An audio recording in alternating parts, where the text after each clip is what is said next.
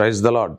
దేవుని నామానికి స్తోత్రాలు. ప్రభునందు ప్రియులారా, అందరూ బాగున్నారండి? మీ అందరికీ ప్రభు పేట వందనాలు తెలియజేస్తున్నాను. అందరూ బాగున్నారా? దేవుని మహాకృపను బట్టి మీరందరూ మీ కుటుంబాలన్నీ బాగుండాలని ప్రభు సన్నిధిలో అనుదినం మీ కొరకు ప్రార్థనలు, విజ్ఞాపనలు, యోచనలు చేస్తూ ఉన్నాం. మీరు కూడా ప్రార్థన చేయండి, బైబిల్ చదువుకోండి. మీకు ఏవైనా కష్టాలు, బాధలు, సమస్యలు, ప్రాబ్లమ్స్, ఆర్థిక పరిస్థితులు ఏమున్నా మాకు వ్యక్తిగతంగా కాల్ చేయండి. తప్పనిసరిగా మీ కొరకు ప్రత్యేకంగా ప్రార్థన చేయడానికి మేము సిద్ధంగా ఉన్నాం.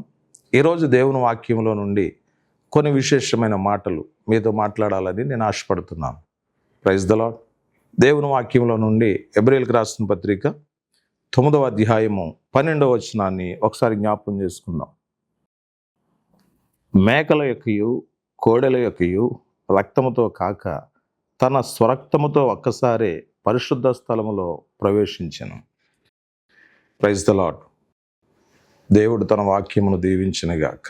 దేవుని బిడ్డలారా గమనించండి, ఈరోజు దేవుని వాక్యంలో మనం చూసినప్పుడు యేసు రక్తం అనేది చాలా విలువైనది, యేసు రక్తం అనేది చాలా బలమైనది, యేసు రక్తం అనేది చాలా ఉపయోగకరమైనది.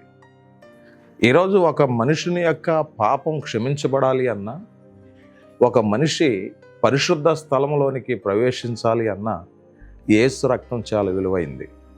ఈరోజు చాలామంది చెప్తున్నారు కదా, యేసు రక్తం వలన ఉపయోగం ఏంటండి, యేసు రక్తం వలన కలిసి వచ్చేది ఏంటండి అని చెప్పి చాలామంది మాట్లాడేటువంటి వాళ్ళు ఉన్నారండి. దేవుని బిడ్డలారా గమనించండి, యేసు రక్తమే ప్రతి మనిషిని యొక్క పాపాన్ని విమోచిస్తుందన్న సంగతి మనం చాలా జాగ్రత్తగా గమనించాలి.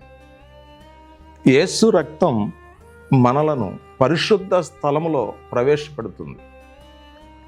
ఈరోజు పరిశుద్ధ స్థలంలోనికి రావాలి అని అంటే యేసు రక్తం చేత నీవైనా, నేనైనా, మనమైనా కడగబడాలి.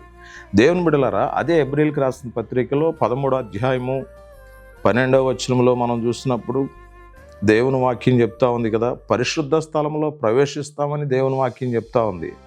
ప్రకటన గ్రంథంలో కూడా మనం చూస్తే 1వ అధ్యాయం 5వ వచనంలో పాపములు క్షమించబడతాయని దేవుని వాక్యం చెప్తుంది. ప్రతి మనిషి యొక్క పాపం క్షమించబడాలి అంటే యేసు రక్తం వలననే తప్ప కోడెల యొక్కయు, మేకల యొక్కయు, గొవ్వల యొక్కయు, గొర్రెల యొక్కయు రక్తాన్ని ఉపయోగించడానికి వీల్లేదు. దేవుని బిడ్డలారా, ఇప్పుడు మనము పాత నిబంధన కాలంలో లేవు కానీ కృపాకాలంలోనికి వచ్చాం. యేసు క్రీస్తు మన కొరకై సిలువను మోసి, సిలువలో రక్తం కార్చి, మన కొరకై సిలువలో ప్రాణం పెట్టినట్టు దేవుని వాక్యం చెప్తుంది. నీ కొరకు ప్రాణం పెట్టిన వారు ఎవరైనా ఉన్నారా? నీ కొరకు రక్తం కార్చిన వారు ఎవరైనా ఉన్నారా? యేసు ప్రభు ఒక్కడే నీ కొరకైనా, నా కొరకైనా, మన కొరకైనా, మన జీవితాల్లో గొప్ప అద్భుతాలు, మేలులు జరగాలి అని అంటే యేసు ప్రభు రక్తం వలననే మనకి విమోచన జరుగుతుంది, మనకి పాప క్షమాపణ కలుగుతుంది, మనకి రక్షణ కలుగుతుంది అన్న సంగతి మనం మర్చిపోకూడదు. చాలామంది ఊహిస్తూ ఉంటారు కదా, నదుల్లో మునిగి నా పాపాలు క్షమించబడ్డాయి, సముద్రములో మునిగి నా పాపాలు క్షమించబడ్డాయి, కొండ ఎక్కి నా పాపాలు క్షమించబడ్డాయి, ఇక ఏదేదో చేసి వాళ్ళు ఊహిస్తున్నారు, వారు తలస్తున్నారు, మా పాపాలు క్షమించబడిపోయినాయి కదా అని. దేవుని బిడ్డలారా, ఎక్కడెక్కడికో చాలామంది కాలనడకన వెళ్ళి మ్రొక్కులు తీర్చుకుని మా పాపాలు క్షమించబడిపోయాయని చెప్పి భ్రమపడుతున్నారండి. అది ఎంత మాత్రం వీలు కాదు. దేవుని బిడ్డలారా గమనించండి, నీ పాపాలు, నీ దోషాలు, నీ అతిక్రమాలు క్షమించబడాలి అని అంటే పరిశుద్ధ స్థలంలో ప్రవేశించాలి. గొర్రెల యొక్కయు, పావురాల యొక్కయు, గొవ్వల యొక్కయు, మేకల యొక్కయు, కోడెల యొక్కయు రక్తాన్ని ఉపయోగించినంత మాత్రాన నీ పాపాలు క్షమించబడతాయి అనుకోవడం అనేది భ్రమ. దేవుని బిడ్డలారా గమనించండి, ఈరోజు వాక్యం వింటున్న నీతో, నాతో, మనతో పరిశుద్ధాత్మ దేవుడు మాట్లాడేది ఏం తెలుసా?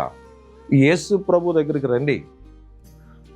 ఆయన రక్తం వలన నీకు పరిపూర్ణమైన విమోచన కలుగుతుంది.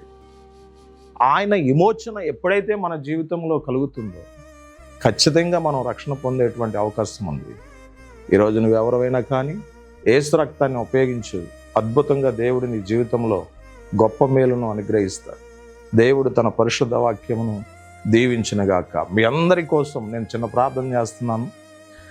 మహాపరిశుద్ధుడైన తండ్రి, మీ పరిశుద్ధమైన, ఉన్నతమైన, శ్రేష్టమైన గణనామానికి స్తోత్రాలు, వందనాలు తెలియజేస్తున్నాం. ఈరోజు ఎంతోమంది మూఢనమ్మకాలతో, ఆచారాలతో, అలవాట్లతో జీవించే వాళ్ళు చాలామంది ఉన్నారు. నీ వాక్యం అది చెప్తుంది, నీ రక్తం వలననే మాకు రక్షణ కలుగుతుందని నీ వాక్యం చెప్తుంది. నీ రక్తం ద్వారానే మేము పరిశుద్ధ స్థలములో ప్రవేశిస్తామని నీ వాక్యం చెప్తుంది. నీ వాక్యానుసారంగా మేము జీవించి బ్రతుకున్నట్లుగా సహాయం చేసి ప్రతి ఒక్కరిని బలపరచమని యేసు పరిశుద్ధ నామములో ప్రార్థన చేసి వేడుకొంచున్నాం తండ్రి. ఆమేన్. God bless you. దేవుడు మిమ్మల్ని దీవించునుగాక. ఆమేన్.